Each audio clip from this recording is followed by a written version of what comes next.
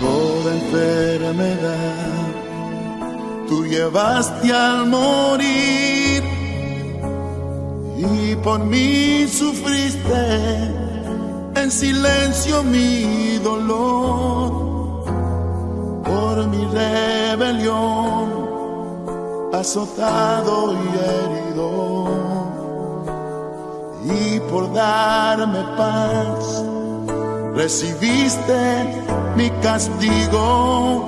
Por tu llaga sano soy fruto de tu aflicción. Oh Mesías Salvador, hoy te rindo adoración. Pusiste tu vida, expiación por la mía. Jesucristo mi Rey, glorioso Mesías.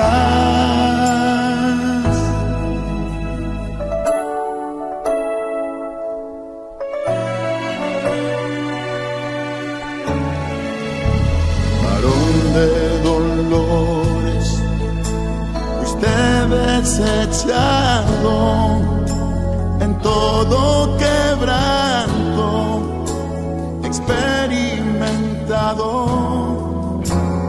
como un cordero al matadero llevado, y con tu sangre limpiaste mi pecado. Por tu llaga sano soy fruto de tu aflicción. Oh Mesías Salvador, hoy te rindo adoración. Pusiste tu vida, expiación por la mía. Jesucristo mi Rey, glorioso Mesías.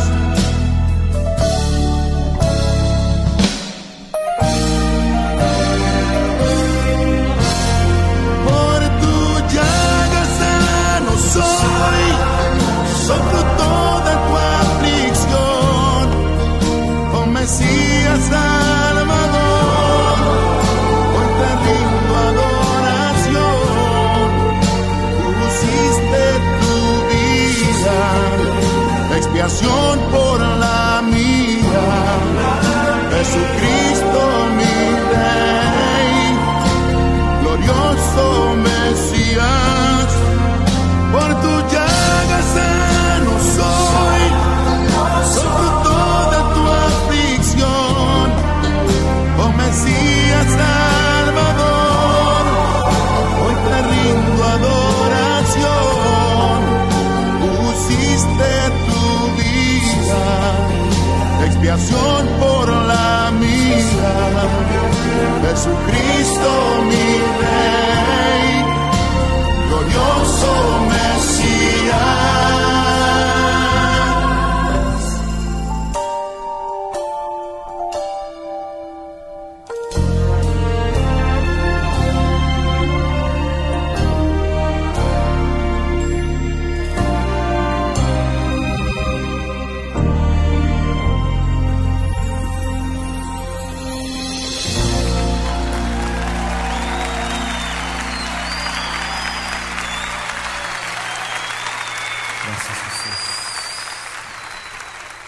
Muy buenos días, mis hermanos.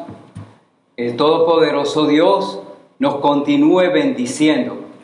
Les habla su hermano y servidor de la Iglesia Grupo Cristiano Apostólico, Vladimir Colmenares, del cual formo parte del equipo del cuerpo pastoral. Un abrazo para todos, un abrazo seguro en este tiempo de confinamiento. Confinamiento en lo humano, en lo espiritual, libres, porque Cristo nos hizo libres. Entonces, antes de comenzar esta exposición de lo que va a ser la celebración de la Pascua, Oremos entonces. Todopoderoso Dios, ante ti este tiempo especial. Mira cada persona que en este momento está escuchando. Mira cada familia donde está llegando este mensaje. Conoces en este momento la situación de cada hogar, de cada comunidad. Conoces, Señor, la situación de esta nación, la situación de la salud. Pero tu palabra dice que tú como Cordero de Dios viniste a quitar el pecado. Tu palabra declara que el pueblo que estaba sentado en tinieblas y en sombras de muerte vio gran luz. Por tanto, ante ti presentamos este mundo, esta nación, nuestra comunidad, nuestra familia. Y te rogamos para que la presencia tuya se haga presente en medio de donde haya en este momento la necesidad. Tú eres el Todopoderoso. Tú eres el omnipresente, el omnipotente. Tú eres el que comanda los escuadrones celestiales, al cual responden a tu orden. Por tanto, te rogamos que en este día tu palabra sea predicada con la unción y la guía tuya, en tu nombre, Jesucristo. Amén y amén. Bien, mis hermanos, me toca compartir con ustedes en este domingo un mensaje bien particular. Es algo que venía meditando por todo el camino.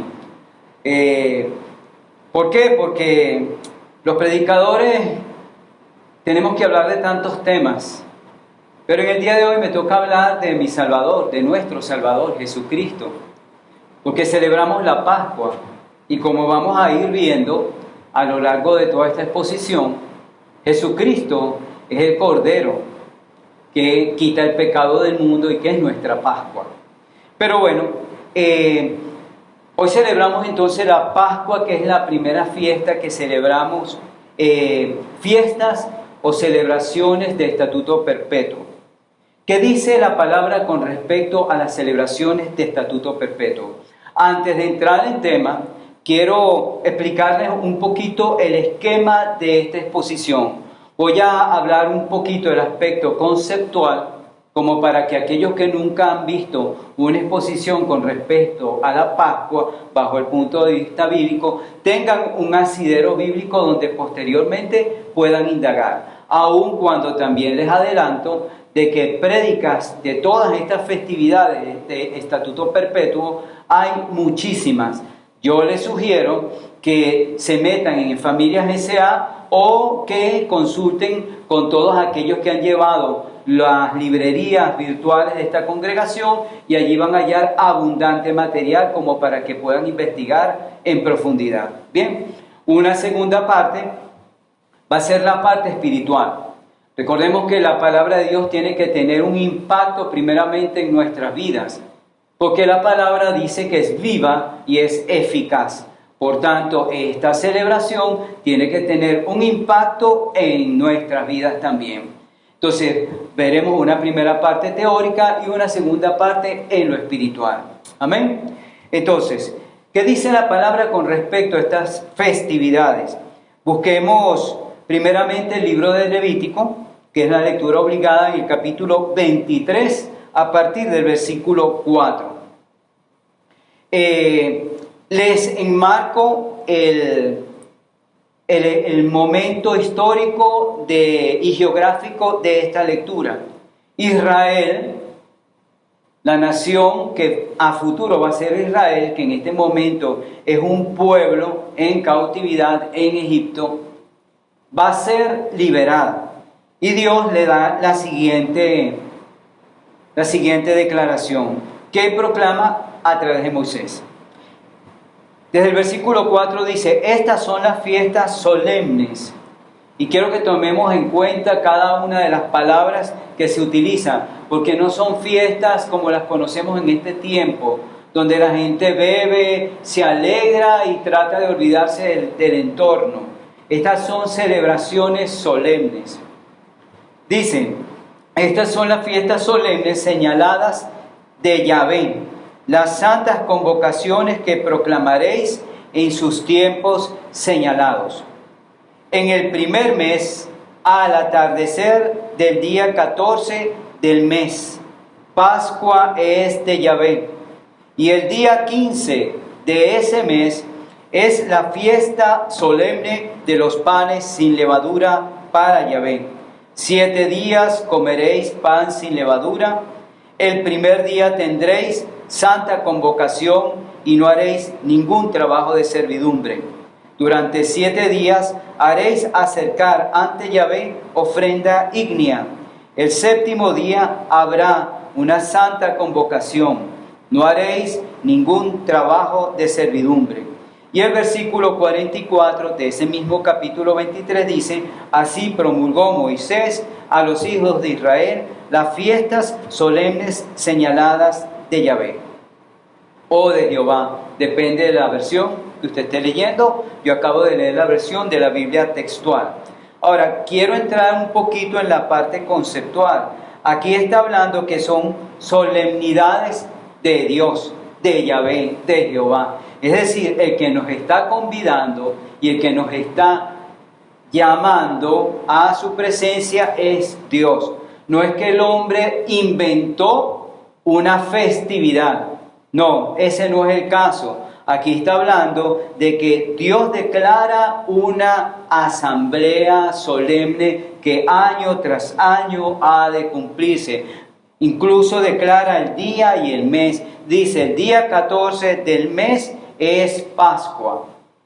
Y el día 15 de ese mes es la fiesta solemne de los panes sin levadura. Hoy estamos celebrando Pascua. Mañana empezaría el primer día de los panes sin levadura. Estas fiestas se dicen judías porque el pueblo de Israel es el que las celebra, pero entendemos que todo aquel que ha recibido a Cristo pasa a ser parte del Israel espiritual.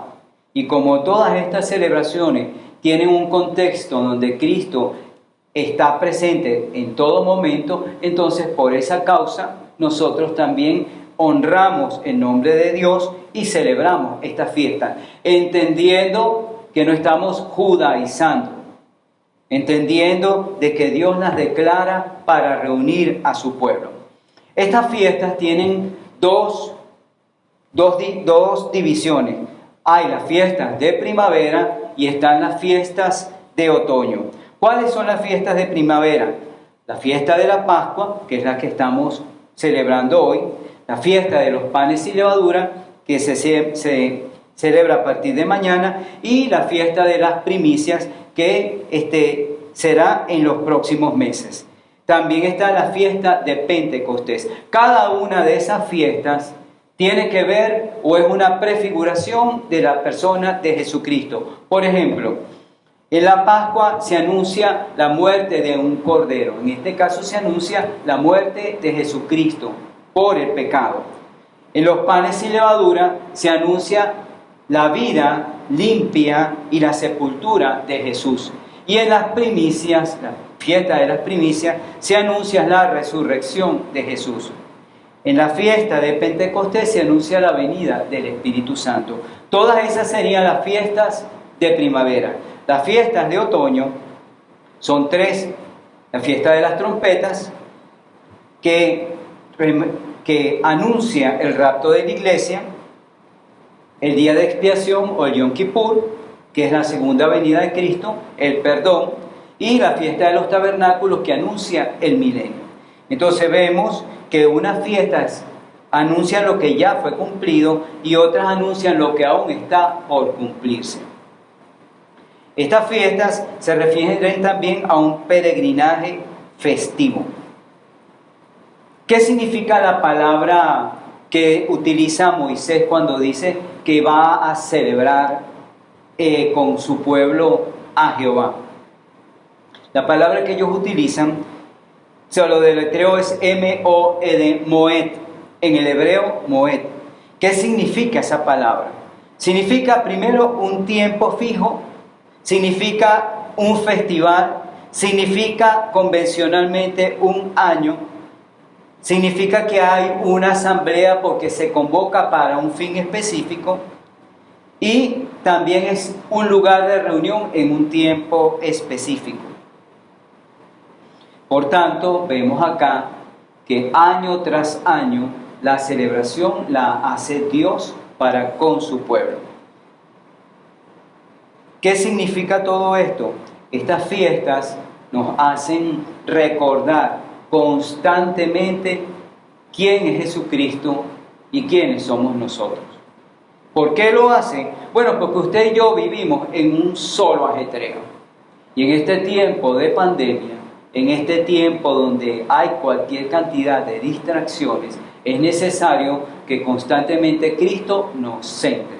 Por eso están todas estas celebraciones donde Dios recoge a su pueblo y nos hace rememorar lo que Él ha hecho y lo que está por hacer. ¿Qué celebramos entonces ritualmente? Bueno, la primera parte que se celebra en la Pascua, entro entonces en la parte de la Pascua, es una nación, como les empecé explicando, que estaba en esclavitud. La palabra declara que Israel fue esclavo 430 años.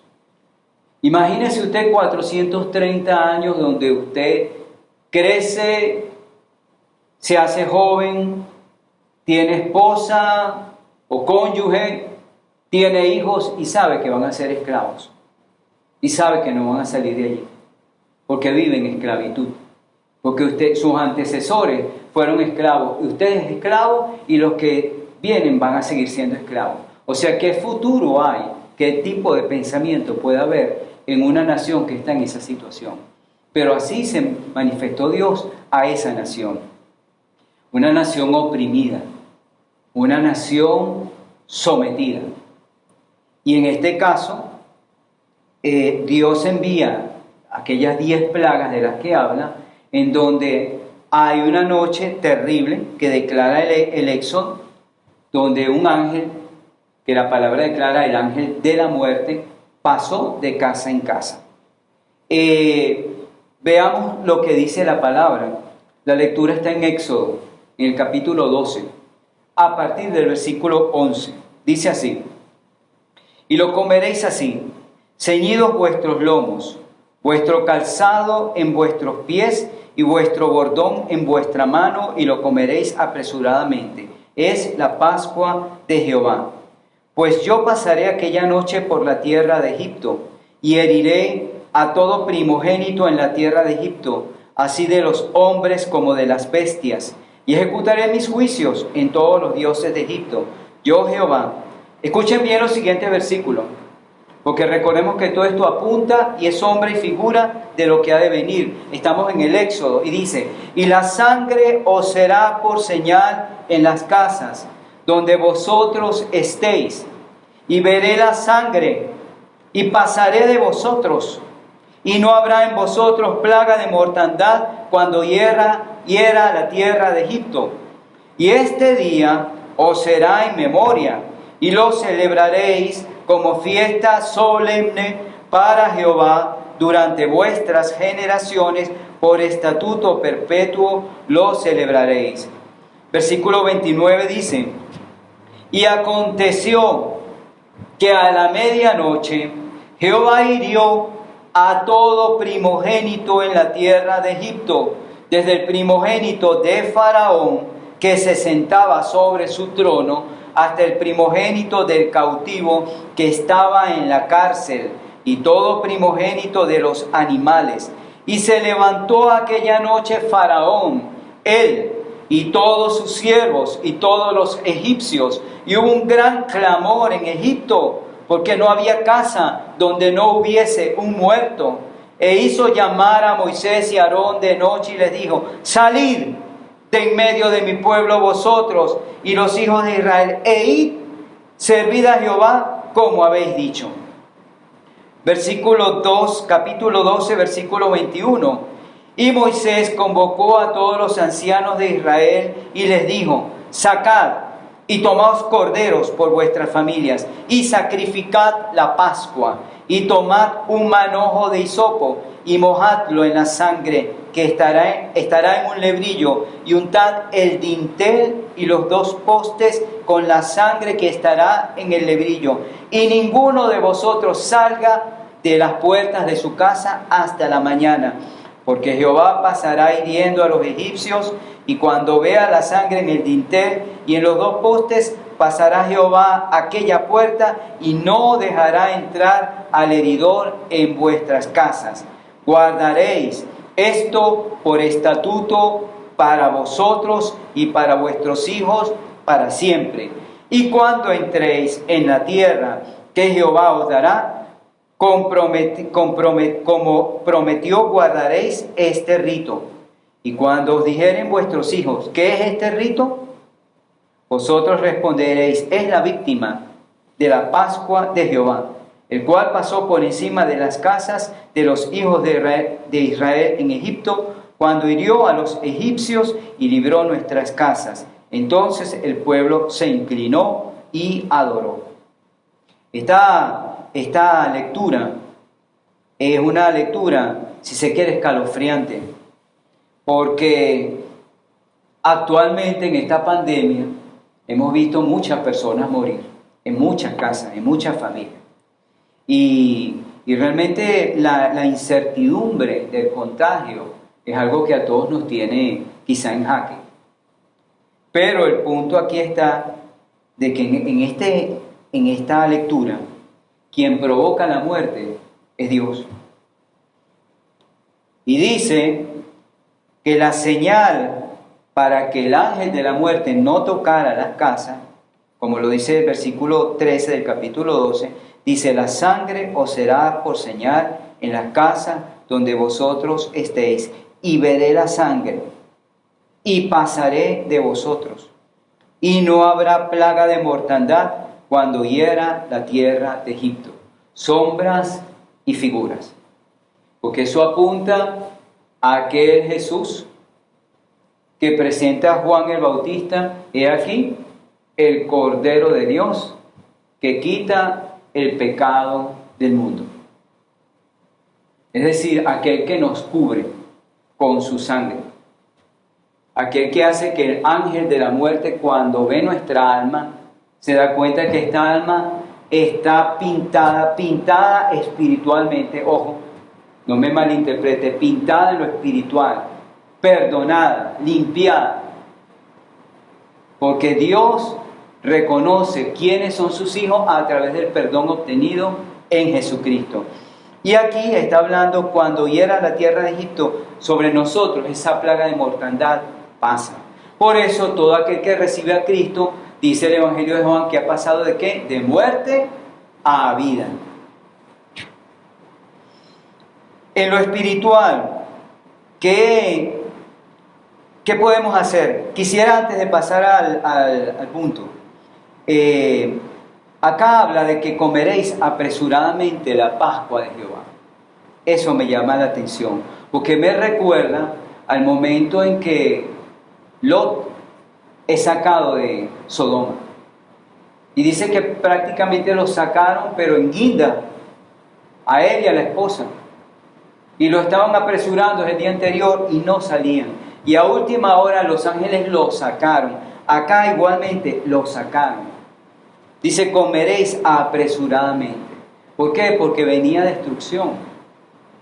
Y en el momento en que hubo esa gran mortandad, Faraón, que era la figura espiritual opresora de aquel pueblo, les da el permiso para que salgan. Pero más adelante se arrepienten y sale a perseguirlo. Es decir, para usted y para mí hay un momento particular, una ventana que Dios nos ofrece para salir en libertad. Este es un día para que muchos de los que me están escuchando y que quizás tienen sus dudas y sus reservas al respecto, con respecto a si la salvación es o no es, con respecto a si efectivamente Cristo existe, con respecto a si el perdón de Dios se da, esto es una oportunidad para usted. No mire hacia atrás. No mire el qué dirán. Entienda que Dios lo ama más que nadie. La vida que Dios le ha dado y que le permite a usted que en este momento me pueda estar escuchando y razonando en su ser, está prestada. Dios se la dio.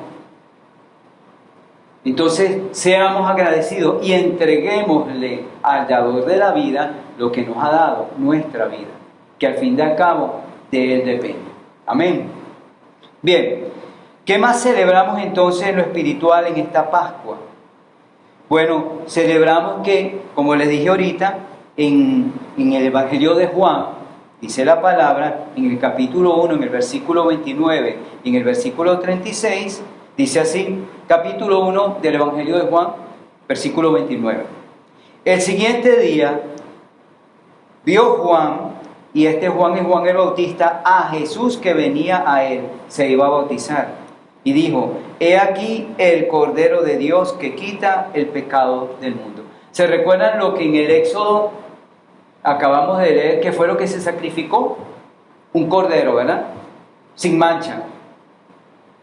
Tenía que ser un primogénito, el primero de la cría. Versículo 36 del capítulo 1. Y mirando a Jesús que andaba por allí, dijo, he aquí el Cordero de Dios. En este caso, un cordero es una figura mansa, una figura obediente, una figura que va a un sacrificio, una figura que va a un altar para ser inmolada. En este caso, en favor de otros. Esos otros es usted y soy yo. Hay varias citas que yo quiero compartir con usted con respecto al cumplimiento de que efectivamente Jesucristo es el Cordero. Para aquel momento necesitaban alguna prueba. ¿Qué pruebas habían? Bueno, 750 años antes y muchos otros profetas habían hablado de aquel Mesías que había de llegar. En el libro de Isaías, en el capítulo 53, versículo 7, dice así, angustiado él y afligido, no abrió su boca, como cordero fue llevado al matadero, y como oveja delante de sus trasquiladores, enmudeció y no abrió su boca. Qué maravilloso que Dios le muestra a un profeta 700 años antes de la venida de Jesucristo lo que iba a ocurrir. ¿Tenía necesidad Jesucristo de morir de esa manera? No. Pero si Él no moría en el madero, nosotros íbamos a estar perdidos. Quiere decir que este Cordero es obediente al Padre. Este Cordero entiende que la voluntad del Padre es 1000 veces mejor de lo que yo pueda pensar, de lo que yo pueda razonar, de lo que mis sentidos me puedan indicar. La primera carta de los Corintios que escribe ahora Pablo, el apóstol Pablo, en el capítulo 5, en el versículo 7, dice, fíjense, limpiaos pues de la vieja levadura, para que seáis nueva masa, sin levadura como sois, porque nuestra Pascua, que es Cristo, ya fue sacrificada por nosotros. Con respecto a la parte de la levadura, posiblemente nuestro hermano Jacobo le va a estar hablando más el próximo domingo. Por eso, en esta prédica en particular, yo me voy a enfocar específicamente en la Pascua. Pero sobre el tema de los panes y levadura, nuestro hermano Jacobo estará hablando el próximo domingo. Ahora, esta congregación, la Iglesia Grupo Cristiano Apostólico, venimos viviendo un proceso de transformación, donde Dios nos dijo, deténganse. Y donde, bueno, si usted escucha las prédicas anteriores, se va a dar cuenta a qué nos referimos. Y digo esto como para no ser repetitivo. Pero el punto aquí está que todas estas celebraciones hablan de un varón perfecto. Un varón, cuando hablo de un varón, hablo de una figura humana. Puede ser hombre, puede ser mujer. Pero Cristo necesita y quiere discípulos. No necesitan, demandan discípulos. La iglesia crece y se multiplica con discípulos, no con oyentes, no con simpatizantes, no con personas que les gusta el mensaje, pero vivimos nuestra vida luego como nos parece. No, esos no son discípulos. Un discípulo, como acabamos de escuchar, hace la figura de un cordero, obedece. ¿Se recuerdan las bienaventuranzas? Bienaventurados quienes, el que llora, el que es manso, el que tiene sed y hambre de justicia, el que tiene misericordia, el limpio de corazón, el que procura la paz, el que padece persecución y el que es vituperado y perseguido a causa del Padre y de su palabra. Bueno, bienaventuranza en lo espiritual, porque humanamente ¿quién quiere estar llorando? ¿Quién quiere ser perseguido? ¿Quién quiere estar procurando la paz? Porque para que haya paz hay un conflicto. ¿Y quién se quiere meter en conflictos ajenos? Y estar resolviendo conflictos ajenos. Quizá ya cada quien tiene bastante con su vida como para meterse en otro lío.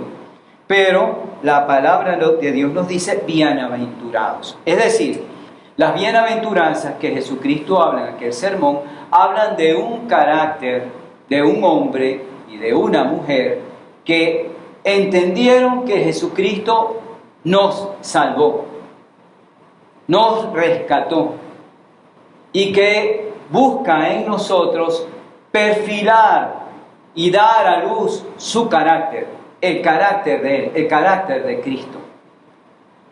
Cristo no exigiría algo que previamente no haya dado, porque es muy fácil hablar de su misión cuando uno tiene cualquier cantidad de conocimiento bíblico, pero cuando mi vida está en conflicto conmigo, con mis vecinos, con mi cónyuge, con mis hijos, con mis vecinos, con mis compañeros de trabajo, entonces ahí hay algo que no cuadra. Jesucristo dio el ejemplo. Jesucristo lloró por los pecados de Israel. Fue manso, tuvo sed y hambre de justicia, tuvo y tiene misericordia. Jesucristo tiene el corazón limpio. ¿Alguien se atreve a decir que no fue así? Jesucristo procura la paz. Jesucristo padeció persecución. Jesucristo fue vituperado y perseguido a causa del Padre y de su palabra. De hecho, termina en un madero, aun cuando eso estaba escrito. Entonces, Jesucristo como perfil espiritual cumple con las exigencias de aquel sermón del monte. Ese varón perfecto, un primogénito, un varón sin tacha, sin mancha, sin defecto, sin pecado. A ver, hay varias citas al respecto, le voy a dar una o dos citas. Romanos, capítulo 8, versículo 29, dice: porque a los que antes conoció, también los predestinó, para que fuesen hechos conforme a la imagen de su Hijo, para que Él sea el primogénito entre muchos hermanos. Aquí está hablando que fuesen hechos conforme a la imagen. El ser hecho conforme a la imagen demanda un proceso de transformación. Un proceso donde quizá usted y yo, no nos sentimos cómodos. ¿Por qué? Porque nos alborotan nuestro entorno. Escuchaba una prédica, creo que el pastor Chuck Swindoll, donde decía que ser un discípulo de Cristo es como tener ejército. Usted entre y le cortan el cabello. Si usted tenía cabello, ya no tiene. Derrapan el cabello. Si usted tenía una manera de vestir, esa manera la pierde. Usted tenía una manera de caminar, pierde el modo de caminar. Y si no sabe caminar bien, bueno, va a recibir un planazo por esas piernas. Pero usted va a caminar como se tiene que caminar un ejército. Es decir, la palabra de Dios no viene para arreglar, para hacer una mejor versión. No viene para transformarnos, para que seamos como Jesucristo. Dice Colosenses 1:15 que Jesucristo, dice, Él es la imagen del Dios invisible. ¿El qué? El primogénito de toda creación. Es decir, Jesucristo fue la primicia. La Pascua representa también para nosotros un perdón inmerecido. ¿Por qué? Póngase en el lugar de aquellas personas que estaban en aquel momento en el Éxodo. Voy a tratar de ser gráfico porque con nuestra mente de repente podemos imaginar un poquito más. El momento en el que el ángel de la muerte está pasando, en que usted oye la gente llorando, los gritos, dice que había gran turbación en todo Egipto porque no había una casa donde no hubiese un muerto. O sea, yo lo imagino esa situación, pero evidentemente no fue una situación cómoda ni agradable. ¿Quiénes estaban adentro de esa casa? ¡Wow! El miedo, el temor, la angustia de lo que estaba pasando. Si la persona estaba en orden con Dios, había una cantidad de cosas que estaban pasando en el corazón de los que estaban dentro de esa casa. Pero la casa estaba pintada con un lebrillo con sangre en los dinteles. Y el ángel iba pasando y vio la sangre y siguió. Y en esa casa estaba usted y estaba yo. Y de repente usted tiene unos conflictos con un gentío, yo tengo otro conflicto con otro gentío, o tengo problemas conmigo, o usted tiene problemas con usted. Adicciones, bebidas, etcétera. Pecado oculto, falta de perdón. Pero el ángel va pasando y el ángel ve que sobre su casa hay una sangre pintada, la sangre de su hijo. Él ve la sangre, no ve sus acciones. Él pasa, ve la sangre y sigue. Y ahí uno ve el perdón inmerecido. Creo que ahorita lo captó un poquito más. Eso es la Pascua, un perdón inmerecido. Por lo tanto, su vida y mi vida, la existencia corta o larga que Dios nos quiera otorgar, es para Él. Es para servirle a Él. Es para vivir conforme a su voluntad. ¿Cuál es su voluntad para usted o para mí? Bueno, hay que orar. Hay que leer la palabra. Hay que servirle. Y en ese proceso, Dios obrará en su vida, Dios obrará en mi vida y nos encaminará por sendas para glorificar su nombre. Sea donde nos lleve, sea donde nos coloque. No todos van a ser pastores, no todos van a ser ingenieros, no todos van a ser médicos, pero donde quiera que Dios lo coloque a usted y a mí, si estamos claros en su perdón, vamos a servirle a Él donde Él nos coloque. Vemos que Moisés fue un hombre manso, no tonto, manso. Números, la cita de Números en la Biblia, versículo 12, capítulo 12, versículo 3 dice: y aquel varón Moisés era muy manso, más que todos los hombres que había en la tierra.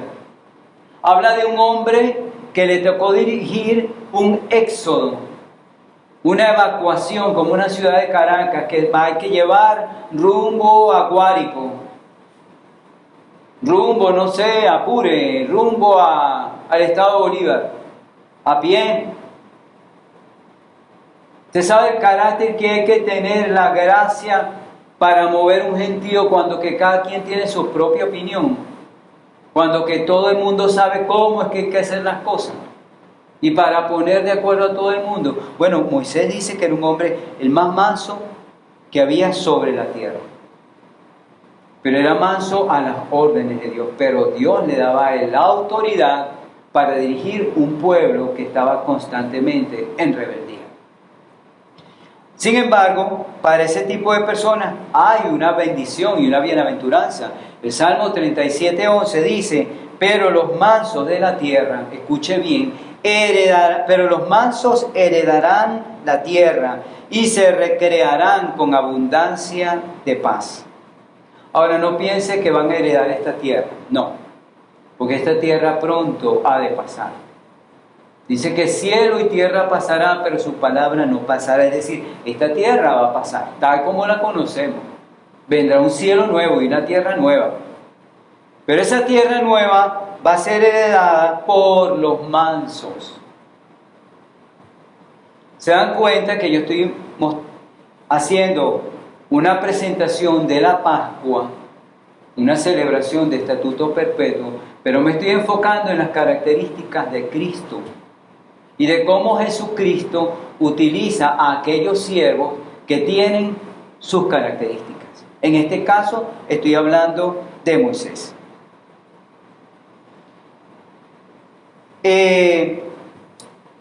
Dios en estas fiestas trata con nosotros lo que es el arrepentimiento. Nos recuerda de dónde venimos. ¿Por qué? Porque en los años que uno está en las congregaciones, uno parece que se olvida de dónde vino.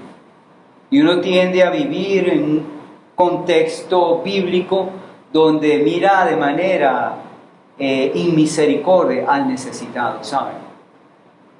Uno tiende a hacer una evaluación. Aquel está en pecado, esto le pasa por esto, aquello le pasó por lo otro, esto es porque no conocen a Cristo. No hay misericordia, pero Cristo no fue así con nosotros. Cuando Dios nos reúne y cuando yo le hago la imagen de que usted estaba en aquella casa y yo estaba en aquella casa y el ángel de la muerte pasó por encima y me perdonó porque había una sangre allí que estaba cubriendo mi alma, entonces entiendo el poder del perdón. Este evento entonces pasa de ser una cita religiosa y se convierte en algo que usted entiende hoy, que efectivamente, wow, qué tremendo es nuestro Dios, qué tremendo, qué poderoso y qué gran amor y qué gran misericordia ha tenido Jesucristo con nosotros. Cristo también busca en nosotros formar su carácter. Este punto es bien importante. ¿Por qué? Porque al fin de cuentas, Cristo nos llama a una persona, hombre o mujer, para eternamente tenerlo sentado escuchando palabras. No. La palabra de Dios es enviada a nuestras vidas para transformarnos. Y una vez que nos transforma, esa palabra en nosotros es llevada a los demás. Tal como llegó a nosotros, ha de llegar a muchos. Buscando que Cristo sea formado en nosotros, como si fuese un parto. Tal cual. Dice que, la palabra de Dios nos dice que a menos que el grano de trigo, caiga en tierra y muera. A menos. Esa es la semejanza. La palabra es enviada en una vida que debe morir a sus antiguas costumbres. ¿Humanamente se puede? No. Por eso Cristo viene a nuestras vidas, para ayudarnos en nuestra debilidad. Por eso Cristo es nuestra Pascua, porque ya lo que había que sufrir, ya el sacrificio que había que presentar ante el Padre, ya fue hecho por un varón sin mancha, sin pecado, sin tacha, primogénito, primicia de entre los muertos. Ya Él ha hecho todo eso por nosotros, pero busca en usted y en mí que esa palabra que Él trae a nuestra vida se reproduzca en un carácter y en una vida que se parece a Él. Dice Hebreos capítulo 5, versículo 7, el libro de Hebreos capítulo 5, versículo 7, refiriéndose a Jesucristo. Dice, Cristo en los días de su carne, ofreciendo ruegos y súplicas con gran clamor y lágrimas al que le podía librar de la muerte, fue oído a causa de su temor reverente. Vean todas las características de Jesucristo. Ofrece ruegos y súplicas con gran clamor y lágrimas al que le podía librar de la muerte. ¿Cuánto tiempo usted y yo empleamos en la oración? En el clamor. Al menos por nosotros. Al menos por nosotros. Hágase ese examen. Hagámonos ese examen. Aquí hay un requerimiento que Cristo cumplió. El altar del Padre, el ir a la presencia del Padre, Jesucristo dice, ofreciendo ruegos y súplicas con gran clamor y lágrimas. Y dice que fue oído a causa de su temor reverente. Es decir, pareciera ser que el no ir al altar, el descuidar la oración, manifiesta que no hay reverencia y no hay temor ante Dios. Es decir, Dios es tan bueno que nunca va a hacer nada malo. Estamos como en el libro de Sofonías, aquellos hombres asentados, los sacerdotes en el templo. Dios ni hará bien ni hará mal. Tranquilo que no va a pasar nada. Como decía Fidel, tranquilo que nada nos va a pasar. No es así. Dice que Jesucristo fue oído a causa de su temor reverente. Y esta es la iglesia que Cristo viene a buscar. Una iglesia que tiene temor reverente. Una iglesia que le busca constantemente. Porque si le buscamos constantemente, Él nos confronta y nos transforma. No vamos a quedar igual. Nadie que va a la presencia de Dios con un corazón sincero regresa igual. Nadie. Ninguno. En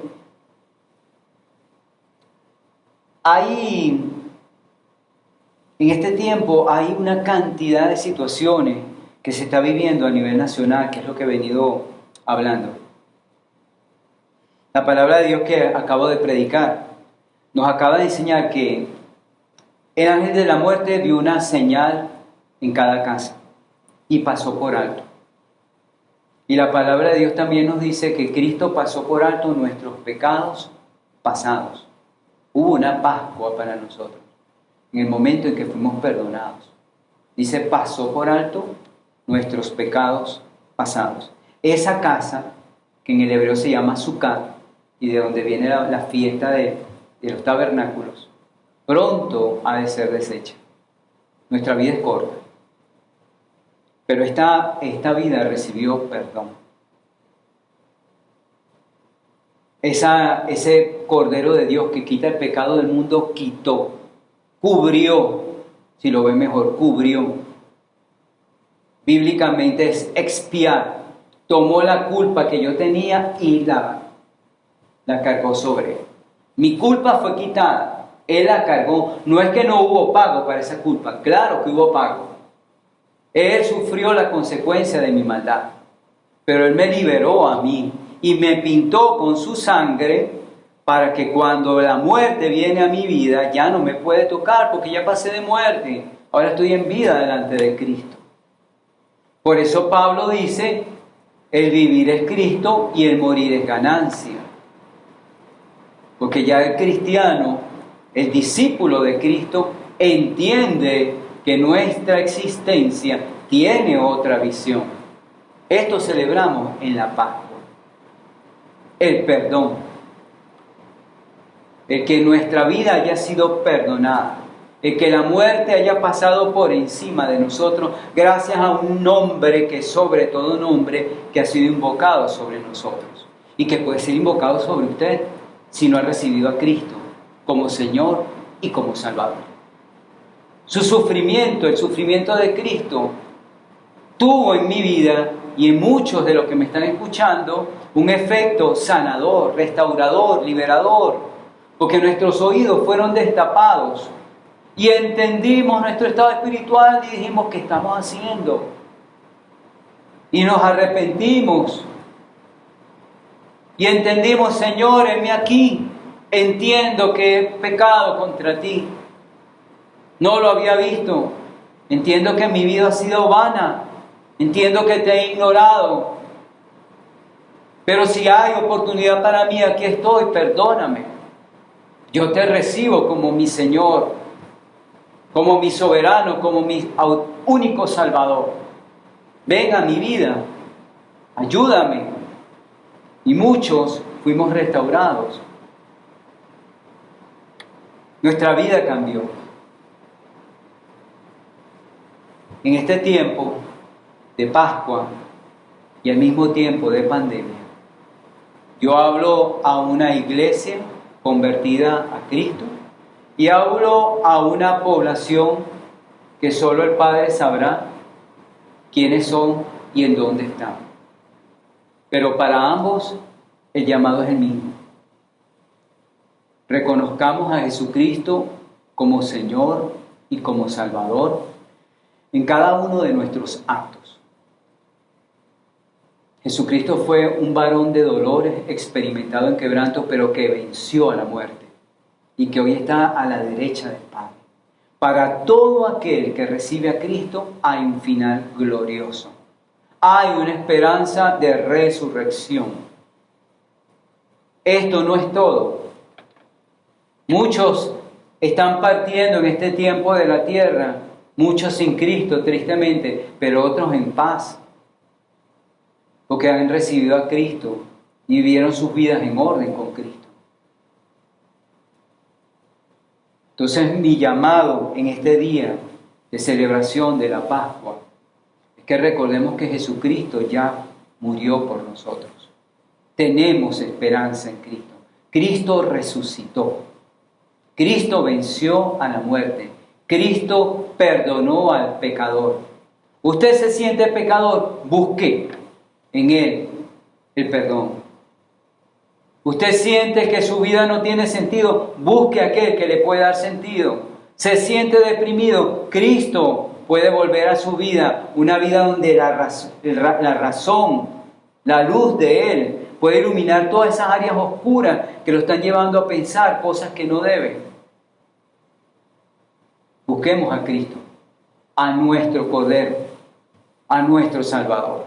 Y vendrán para nuestras vidas y para nuestro hogar tiempos mejores. Un último punto antes de culminar, y es que el llamado a que la Pascua sea celebrada no es a la dama de la casa. Dice cada cabeza de casa. Hay muchas casas donde quizás no hay hombre, por la causa que sea. Entonces ahí asumirá la dama, la anciana, la abuela. Pero es el cabeza de casa el que debe asumir el liderazgo espiritual e invocar sobre esa casa el nombre de Cristo.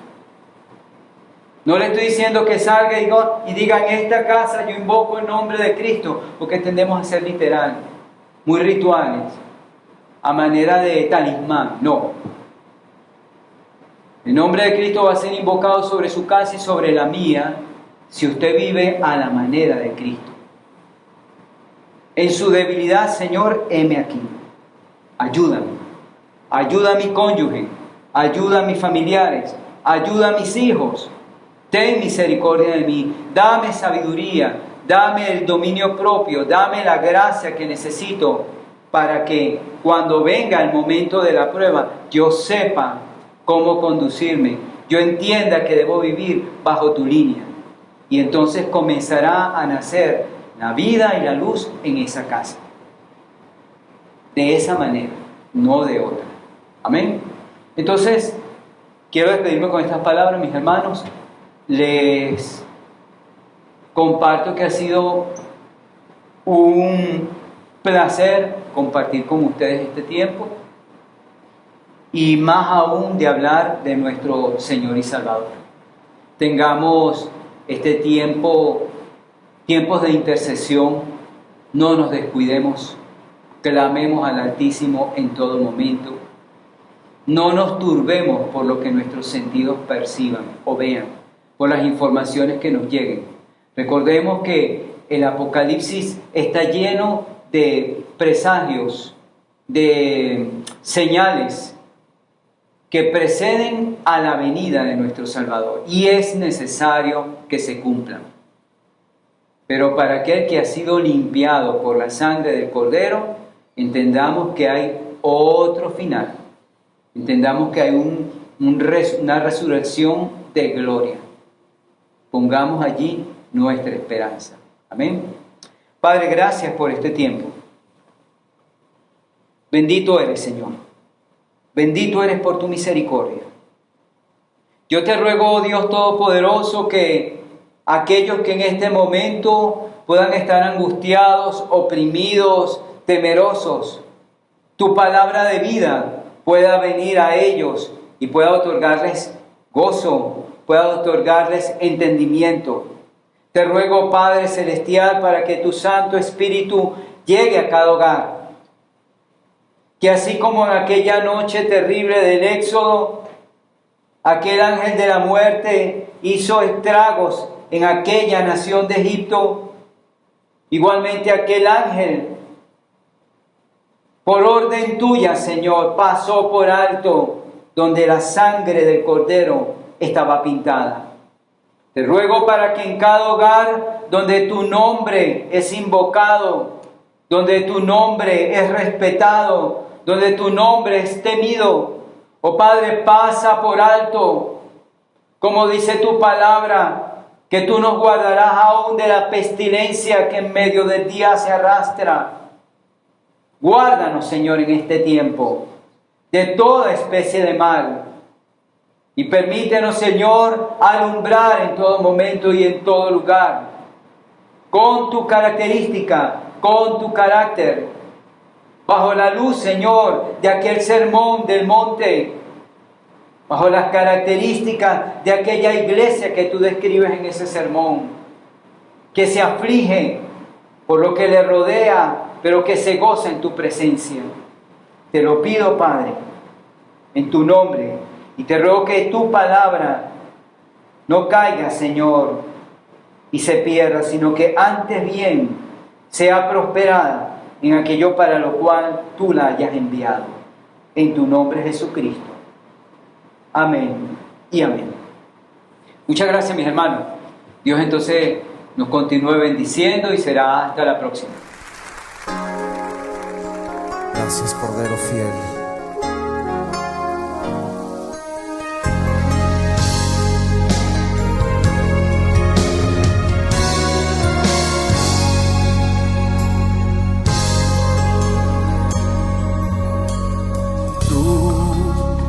Justo me haces, que llevas mis cargas, permaneces fiel.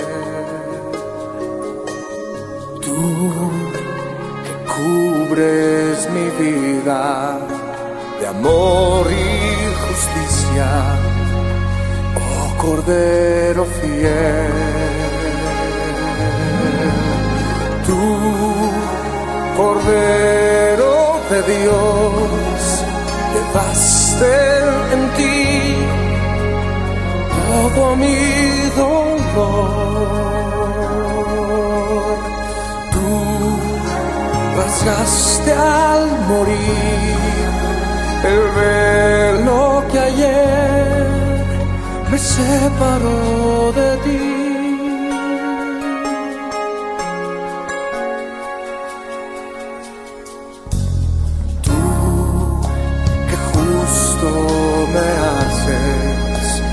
Llevas mis cargas y permaneces fiel. Tú que cubres mi vida de amor y justicia, oh Cordero fiel. Tú, Cordero de Dios, llevaste en ti todo mi dolor. Tú rasgaste al morir